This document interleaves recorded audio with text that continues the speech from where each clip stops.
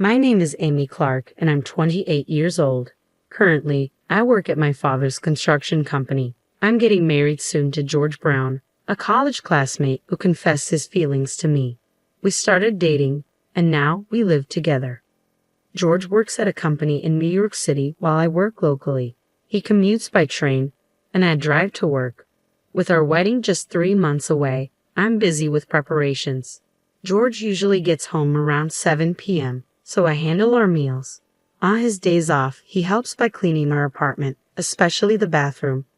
I love cars, especially driving them. Thanks to my father's company, I even have a crane license. Despite being only 5'1" with a baby face, I often surprise people when they see me operating a crane at a construction site in my work clothes. I find their reactions amusing. One day, I was about to go shopping with my best friend, Megan Flynn.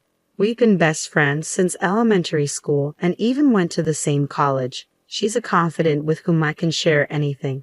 We planned to visit a newly opened outlet mall in the next state. It was a bit far, but we thought it would be a nice drive. I headed to the convenience store where we decided to meet. When I arrived, Megan was already there. "Sorry to keep you waiting. Have you been here long?" I asked. "No, I just got a coffee." "Want some?" Megan replied. Her coffee looked tasty, so I took her up on the offer. "Thanks. Could you grab one for me too? I'll set the navigation system." Happily obliging, Megan went back into the convenience store. As I set up the car's GPS, I accidentally pressed the history button. "Darn it, this touch panel is so sensitive," I muttered, trying to switch the screen back. Then I noticed a surprising entry in the history. Hotel Lovely Chateau. What's this? I wondered aloud. I'd never searched for such a thing before. This is my car, but George occasionally uses it too. He must have used it. I didn't think much of it and continued setting my destination. Today, Megan and I were heading towards the outlet mall that just opened in the neighboring state. The weather was great, making for a pleasant drive. Near an exit ramp, Megan suddenly pointed out, Look, Lovely Chateau Hotel. What a cheesy name for a hotel these days." Lovely Chateau, the hotel from the search history earlier. While driving, I couldn't take a good look, but there was indeed a big sign saying Lovely Chateau Hotel. We laughed together, but I couldn't help but feel a bit concerned because of its appearance in the search history. After finishing our shopping and dropping Megan home, I returned alone. Once I arrived, I checked the car navigation system again. Lovely Chateau Hotel. As I searched the name, it indeed showed the location near that exit ramp. It was definitely that hotel. It was undeniably one of those types of hotels. I couldn't help but wonder why George had searched for that hotel. Deciding to keep a close eye on George's activities, I installed a dash cam in my car. I discussed the idea of installing a dash cam with George. He agreed, saying, "Why not? A lot of people have them these days. It's good for safety too. But in return, you have to pay for it, Amy. It's your car after all." Although the car is in my name, George also uses it, so he ended up contributing a bit to the cost. The next day after work, I drove straight to the dealership and had a dash cam installed. It came with cameras facing the front and back, and one that recorded the interior of the car. The recording time is 5 hours, after which it overrides previous footage. I also decided to add a GPS logger, which records the vehicle's movements via GPS. After George used the car, I checked the dash cam footage and GPS logger data. I mainly use the car for commuting, so George typically uses it on his days off. He always asks me for permission in advance. One weekend, George approached me. "Can I use the car this Saturday?" "Sure, but where are you going?" I asked. "I'm planning to go to the shopping mall you went to last week. A friend wants to check it out," he replied. "Who's this friend?" "Just a colleague from work. He lives pretty close by." "Is this friend a woman?" "No way. He's a buff guy, even bulkier than me." "All right then, bring me back a souvenir." "Gotcha, Amy. I bet you'd like something edible." "Yeah, I'd love something sweet." "All right, got it." The weekend came as planned. George left on Saturday and returned in the evening. I had been waiting for him to come back and use the excuse of having left something in the car to retrieve the memory card and the GPS logger. After George went to bed, I checked the data from the GPS logger and the memory card. The GPS logger showed he did go to the shopping mall, but it also revealed that he had taken a detour on the way back, exiting at an interchange. Upon enlarging the location, I saw it was the lovely Chateau Hotel. This seemed completely suspicious. Our wedding is next month, and now this. My fingers trembled as I operated the device. This was already a huge shock, but I composed myself and checked the memory card. I inserted it into the computer and played back the recorded content. Suddenly, a strange woman appeared on the screen, sitting in the passenger seat. She was quite flashy with long hair and seemed pretty. She appeared to be older than me, but her occasional smile was somewhat childish. Unable to think straight, I just stared at the screen, completely shocked. The conversation was also recorded. "Really, you're such a bad boy. You're getting married next month and you're still doing things like this," she laughed. "It's all good. The reason I'm marrying her is because her dad's the boss. He's a construction contractor, but he's loaded." George's voice resonated from the playback. "Oh, but once you're married, doesn't that mean we're over?" "No way. You're the real deal for me. I plan on divorcing her after a year or so. Of course, I'll make it look like she's the bad one, and I'll grab a hefty alimony and her parents' wealth. After that, I'll be with you." "A whole year?" Grace sounded disappointed. "No, we'll continue this relationship in the meantime. I can't bear to be away from you even for a day." "That makes me happy. I love you, George." "I love you too, Grace." I stopped the playback. I couldn't watch any further. George had been unfaithful, cheating, and he was marrying me just to take over my father's company. The proposal, the birthday we spent at the Seaview Hotel, everything was a farce. Why? Tears blurred my view of the computer screen. The next day, I told George I needed to prepare for the wedding and would be going back to my parents' home for a while. George replied without much thought, "Okay." Perhaps he was even pleased that I would be gone. I told my parents, "I feel a bit nervous and I want to stay with you guys for a bit. Please let me cool off." They seemed to think I was having pre-wedding jitters and welcomed me back happily. After a couple of days, I received a message from my best friend, Megan. I felt I could tell Megan the truth. I told Megan everything. She said, "Okay, I'll come over tonight. Let's drink until dawn." Despite her cute face, Megan had some boyish qualities, which I loved about her. I told my parents it was a last-minute bachelorette party. Soon enough, Megan showed up with bags full of drinks and snacks. "Mom, I'm borrowing Amy for the night. It might get a bit loud, so please bear with us," Megan joked as soon as she arrived. "Oh dear, I see you're all chatterboxes, but don't drink too much, okay? I made some stew, so take it and eat it," my mom said, thoughtfully preparing some snacks as well. "Wow, thank you. The wonderful smell earlier was the stew, wasn't it? I'll gratefully accept this. Oh, by the way, may I invite another friend over?" Megan asked. "Sure, go ahead and make it a party that Amy will remember." "Thank you so much." With that, she called over another friend, Jane. Jane was a high school classmate and, interestingly, a wedding planner at the venue we had booked. She would be overseeing our wedding. She went to the same high school as Megan, and they had met several times, so they were good friends now. The party started with the three of us. I showed the two of them the dash cam footage. Then Megan said, "Oh, I know this person. She's Grace, a junior from our college club. Amy, you wouldn't know her because you weren't in the club, but both George and I were in the club with her." I was astounded by this revelation. Wait, George's junior? I thought she was older than me. She always seemed mature for her age, but who would have thought it was Grace? She's invited to the wedding. Most of the club members will be there, Megan said while poking a radish from the stew. But this situation is frustrating, isn't it? I want to get back at her somehow.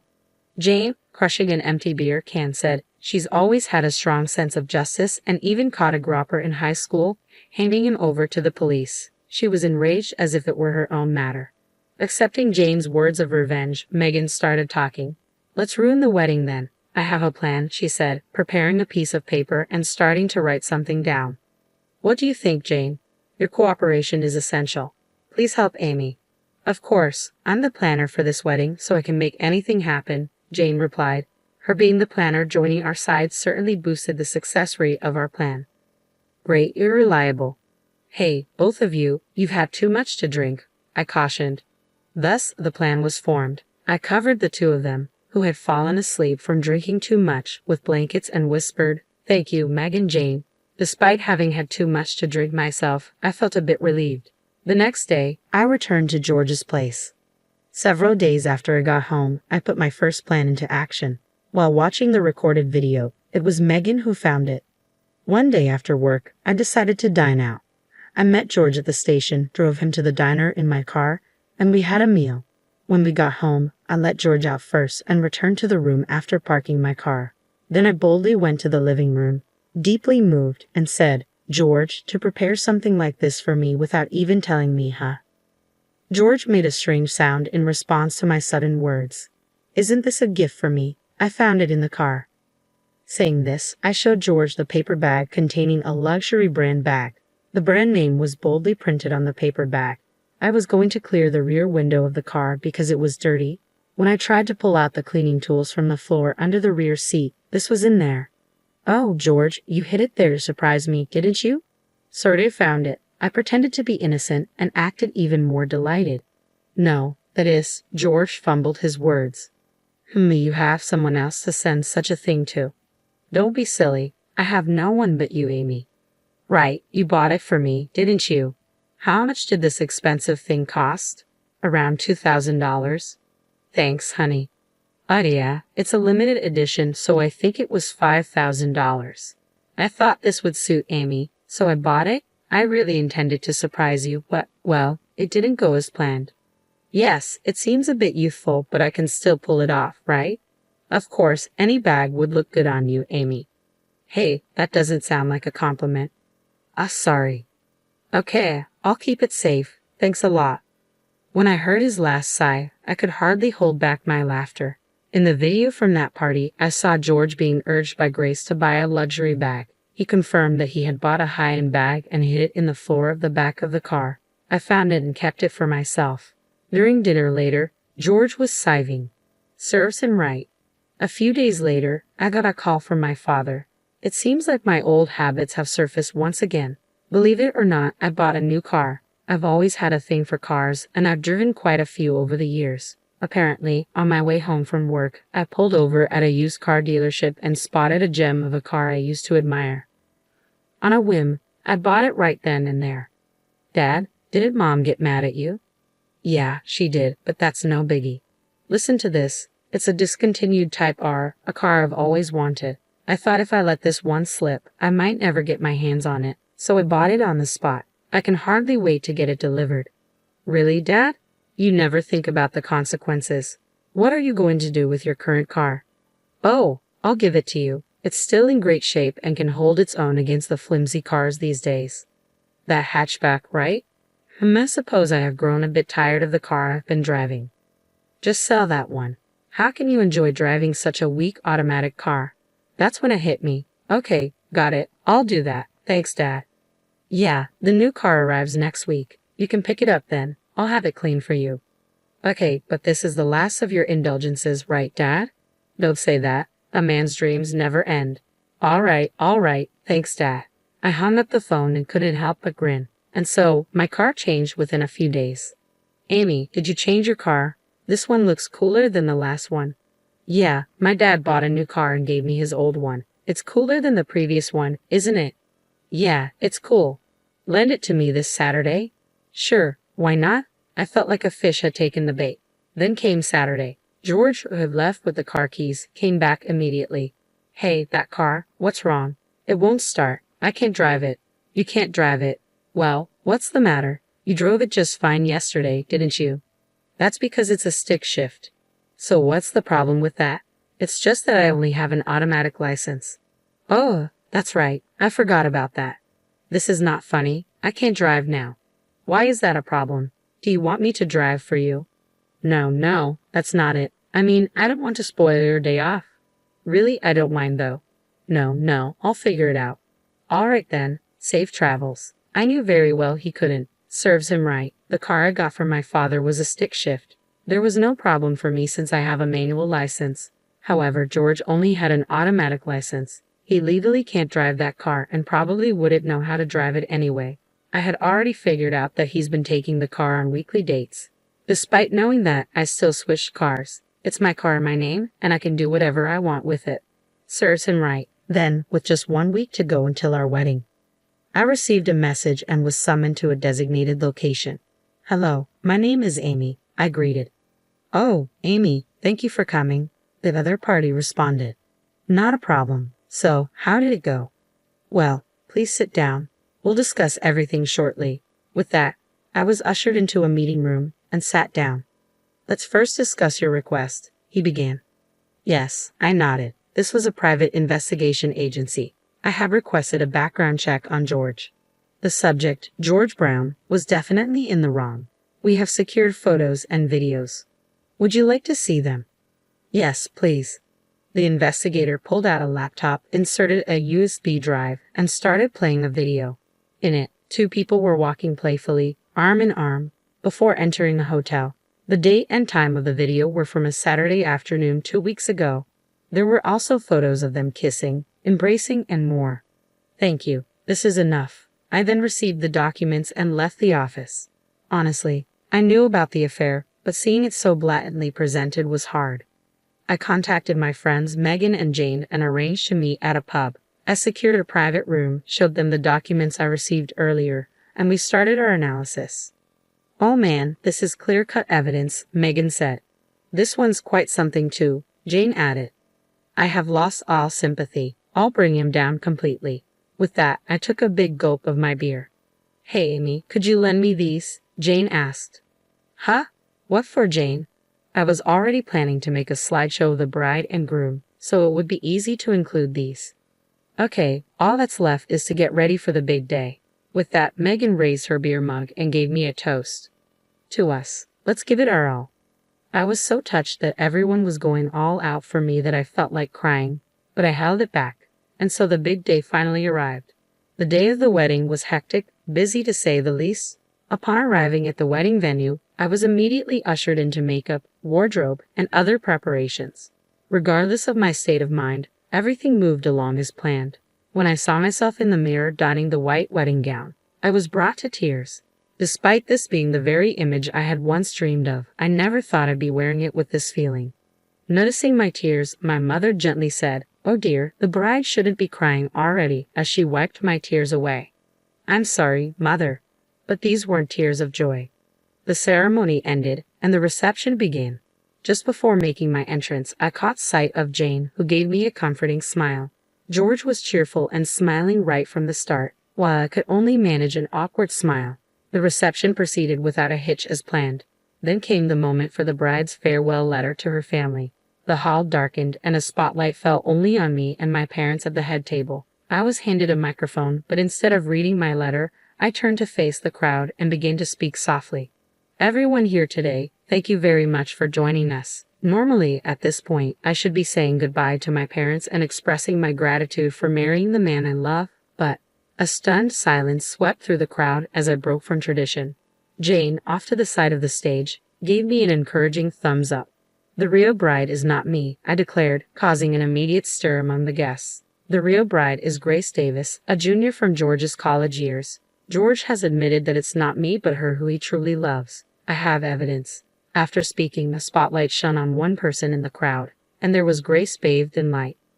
Lively music started playing, and a slideshow began. Images of them holding hands, kissing, and even entering a hotel were displayed one after another.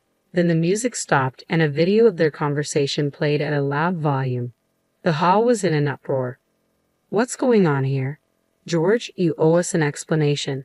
Amidst the flying shouts, I handed the microphone to a pale-faced George and bowed to his parents before stepping off the stage. Megan and Jane, who had rushed over, practically dragged me away from the venue. Behind me, the situation had become an unmanageable uproar. Still in my dress, I felt a mix of relief and triumph.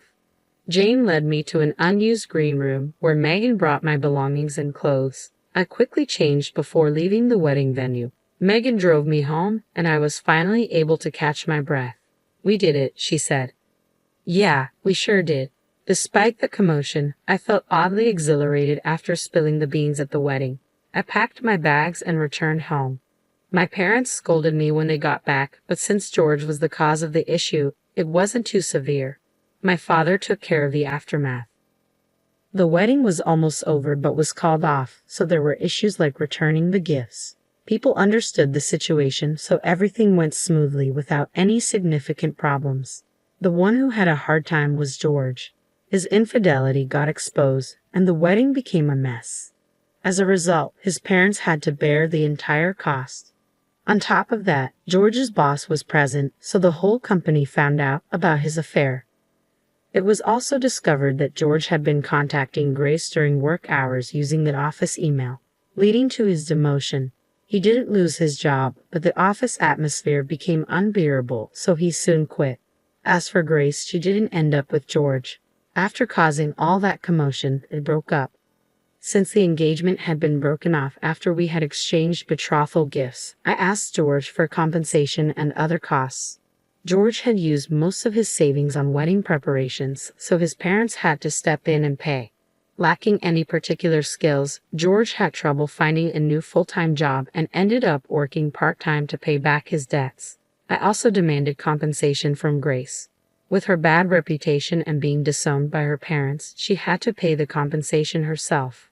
Without any savings, she borrowed money from shady loan sharks and now works in the nightlife industry to make those payments. It wasn't enough compared to the emotional pain I suffered, but well, it served them right. Thanks to my father's compassion, I was put on leave, and with my newfound free time, I decided to take a trip to Alaska. For some reason, people tend to head north in times like these. Jane had also resigned from the wedding venue, taking responsibility for her part in the commotion. Feeling a bit guilty, I invited her to join me on the trip to Alaska. With the damages I received from George, I covered the expenses. We used a ferry for a round trip as we went by car. On the return ferry, we hit it off with two guys who were bikers. We exchanged contact information and decided to meet up again in New York. The two guys who worked at the same company said they go on a road trip to Alaska on their motorcycles every year. When I got back to New York and told Megan about this, she got upset that I didn't invite her. So, it was decided that we would add one more person and organize a 3-on-3 mixer, including Jane. Even though a lot has happened, I've regained my spirit. Life throws curveballs, but I thought, well, such things happen. And with that, I decided to walk firmly towards the future.